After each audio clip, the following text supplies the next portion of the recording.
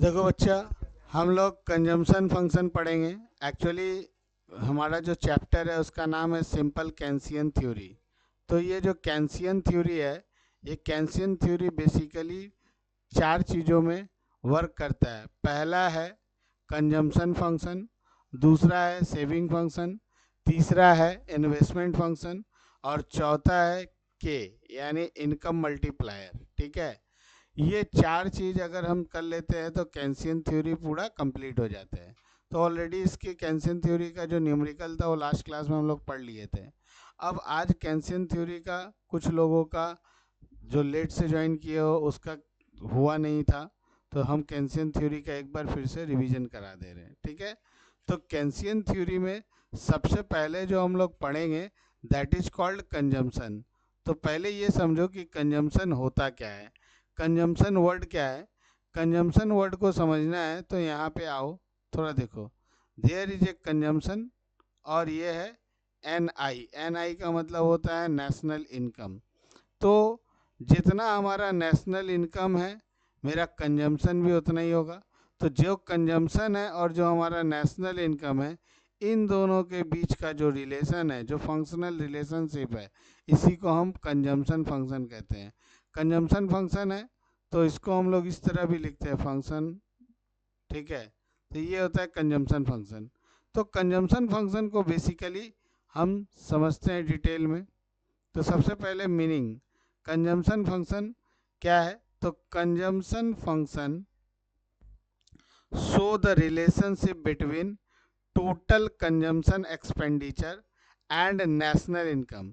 तो ये national income मतलब वाई, यानी अगर हम कंजम्पशन बोले तो उसको हम लोग फंक्शन ऑफ वाई बोल सकते हैं। ठीक है, कंजम्पशन को हम क्या बोल सकते हैं, फंक्शन ऑफ वाई।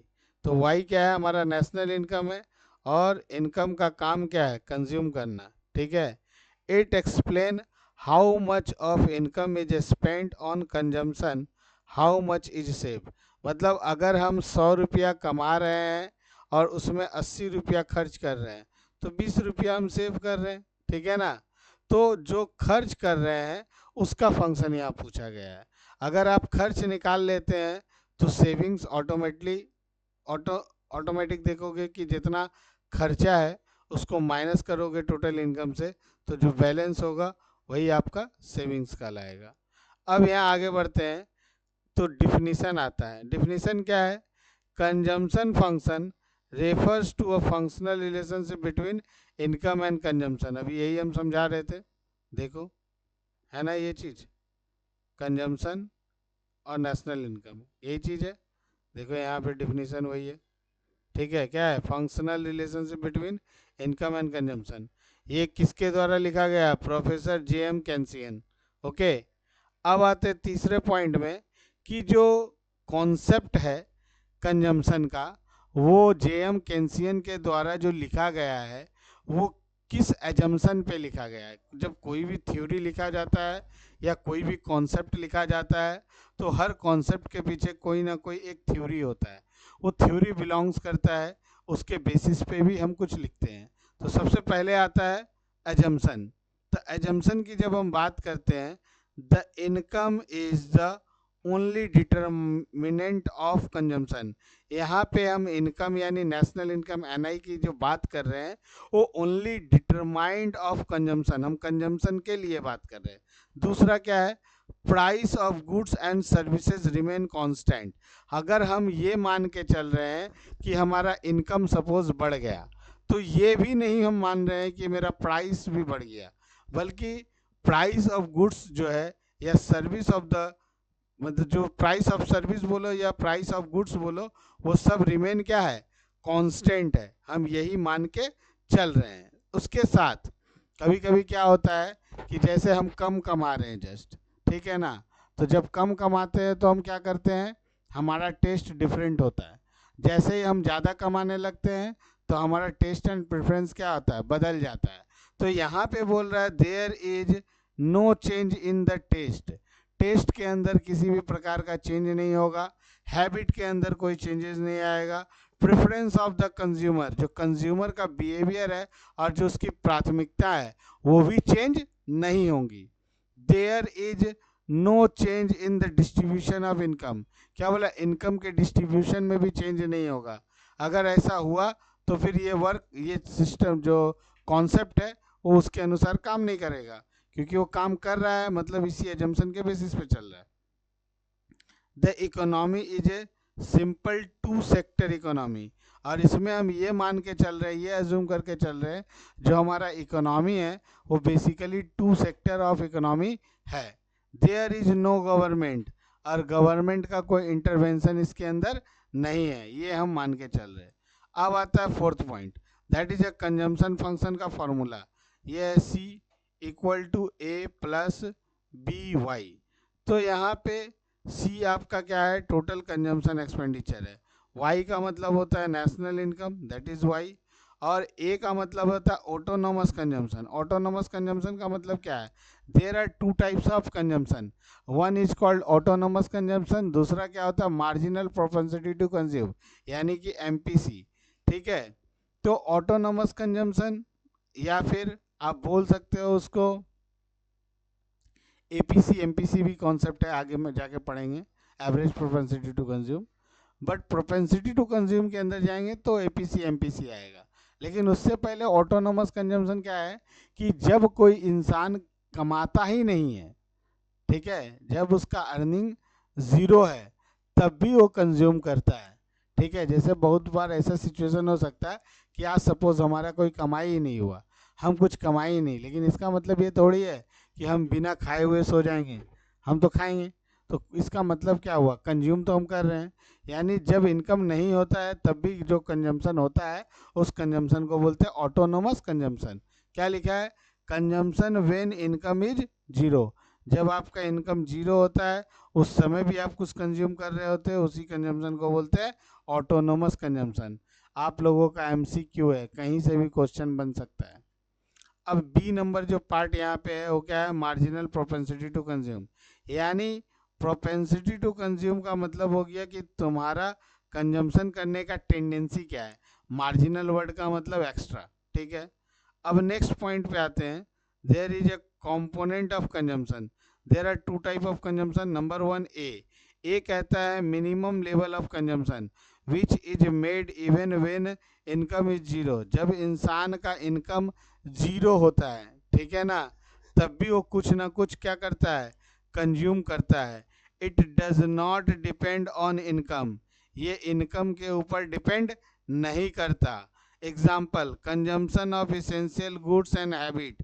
कोई इंसान अपना हैबिट वाला प्रोडक्ट कंज्यूम कर रहा है या खाने पीने का नेसेसरी प्रोडक्ट कंज्यूम कर रहा है, तो वो इनकम करे चाहे नहीं करे वो तो कंज्यूम करेगा ही करेगा। ठीक है, next, induce consumption. Induce consumption मतलब it is depend on income, the part of consumption which are vary with the income. यानी तुम्हारा इनकम बढ़ेगा तो तुम्हारा कंजम्पशन भी बढ़ेगा।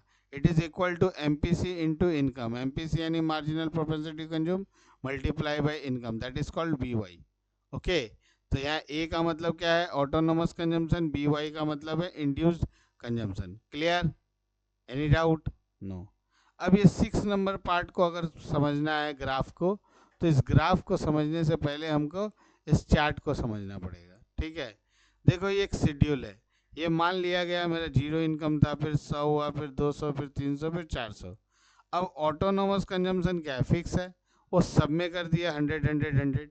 अब आपको बोल दिया एमपीसी इज 0.8, यानी वो 80% हिस्सा खर्च करता है। तो इंड्यूस कंजम्पशन कितना है, ये तो डिपेंड करता है इनकम, इनकम जीरो है तो इंड्यूस का मल्टीप्लाई करेगा, जीरो हो जाएगा। क्योंकि यहाँ पे बोला है ना बी इंटू वाई, ये वाई है ये बी है, दैट इज एमपीसी। तो यहाँ पे बी वाई निकालना है तो मल्टीप्लाई करना पड़ेगा ना। 100 का 0.8 किया 80 आ गया, 200 का 0.8 किया 160, 300 का 0.8 किया 240, 400 का 0.8 किया 320। अब टोटल कंजम्पशन कैसे निकलेगा, ए प्लस बी वाई।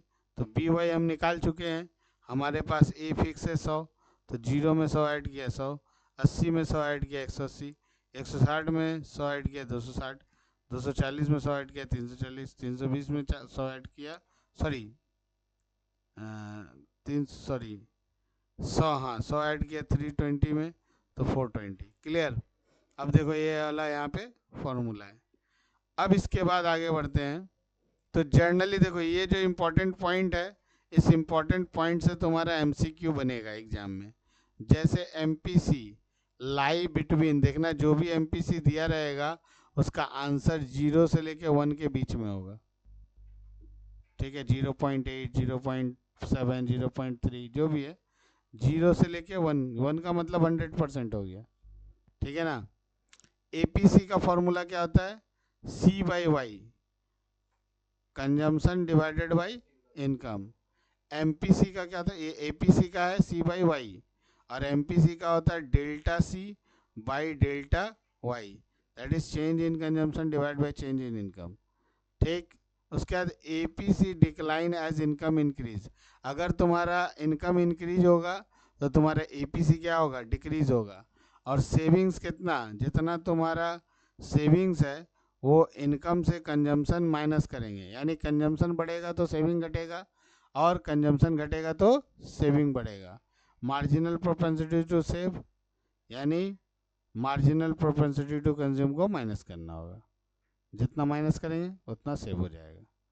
अब एक चीज देखो, ग्राफ। आपको याद होगा कि जो ग्राफ हमने बोला उसमें इनकम जो होता है वो 0 से स्टार्ट होता है। देखो अभी ग्राफ हम लोग देखे, इधर इनकम क्या है? 0 से स्टार्ट हुआ, लेकिन कंजम्पशन जो है 0 से थोड़ा ऊपर से स्टार्ट हुआ। बेसिक लेवल में कंजम्पशन कितना है? ये है ना, कंजम्पशन 100 से स्टार्ट है, कितना? 420 तक। तो यहाँ पे देखो ये ग्राफ का चार्ट है। ये जो आपका चार्ट गया है, ये हमारा कौन सा चार्ट गया है? दैट इज तुम्हारा कंजम्पशन, सॉरी इनकम। ये है तुम्हारा वाई। ओके। और ये जो चार्ट गया हुआ है, ये तुम्हारा जो लाइन है ये सी है। सी का मतलब कंजम्पशन। तो ये जो कंजम्पशन कहाँ पे लाई कर रहा है? y1, ये है y1 और ये है c1। तो ये जो पॉइंट है, इस पॉइंट को क्या बोलते हैं? Equilibrium point. ठीक है। अब ये वाला जो है ये b है।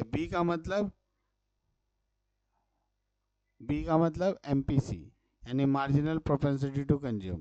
ठीक है। और ये वाला पार्ट को हम चाहे तो बोल सकते हैं डिस सेविंग, यानी जो नेगेटिव वाला पार्ट है। ठीक है, नेगेटिव वाला पार्ट अभी वो वाला बाद में बताएंगे। ठीक है। बट ये वाला पार्ट जो है बेसिकली डिस सेविंग है, आगे चल के पता चलेगा। ठीक है।